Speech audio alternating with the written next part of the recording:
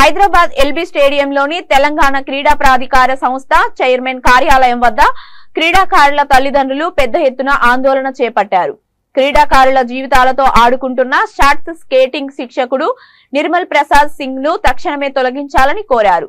అనంతరం తల్లిదండ్రులు మాట్లాడుతూ నిర్మల్ ప్రసాద్ సింగ్ పదవీ కాలం ముగిసినా తను ఇంకా ఆ పదవిలో గుత్తాధిపత్యం చెలాయిస్తున్నారన్నారు. క్రీడాకారులను జాతీయ అంతర్జాతీయ పోటీలకు వెళ్లకుండా అడ్డుకుంటున్నారని ఆరోపించారు. షాట్స్ చైర్మన్ అందుబాటులో లేకపోవడంతో ఓఎడ్సీ డాక్టర్ కె నరసయ్యకు వినతి పత్రం సమర్పించి వెళ్లారు.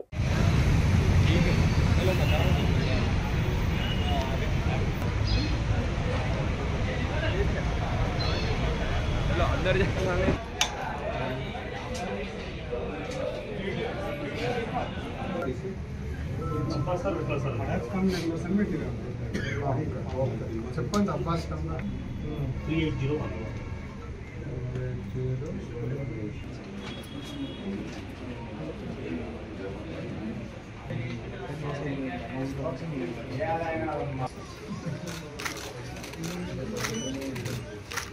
Yes, sir. 1 minute. So I am receiving the representation on behalf of chairman. Thank you. Thank you, sir. Thank you. Call కూడా రిసీవ్ చేసుకుంటున్నది ఈయన శ్రీనివాస గౌడ్ గారు ఫోన్ చేస్తారు, డైరెక్ట్ గా ఫోన్ లిఫ్ట్ చేయట్లేదు ఆయన. అదండి శ్రీనివాస గౌడ్ గారు లెటర్ కూడా మీకు ఫార్వర్డ్ చేస్తాను. ఆయన ఆర్ఎస్ఎఫ్ఐకి ఇది రిమూవ్ చేయండి అని చెప్పి లెటర్ కూడా ఇచ్చారు శ్రీనివాస గౌడ్. ఆయన ఆఫీస్లో డైరెక్ట్ గా ఇచ్చారు, ఆయన కూడా కలిసాను. అలా కూడా వర్కౌట్ అవ్వట్లేదు. ఇంటెన్షనల్ గా పోస్ట్ పోన్ చేస్తారండి. వీళ్ళు ఎవరు మేమే చేయాలి.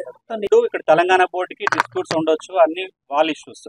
బట్ మా పిల్లలు ఫైనల్ గా nationals competitions and then international participation వెళ్ళాలన్నదే మా పేరెంట్స్ కోరిక. ఫస్ట్ వాళ్ళు ఏదైనా డిసైడ్ కానివ్వండి. Also please primary body for all skating competitions. If the primary body decides that the state body is to be dissolved, and after that dissolution somebody comes and puts a status quo, you please understand what is his motive behind it. Is it right?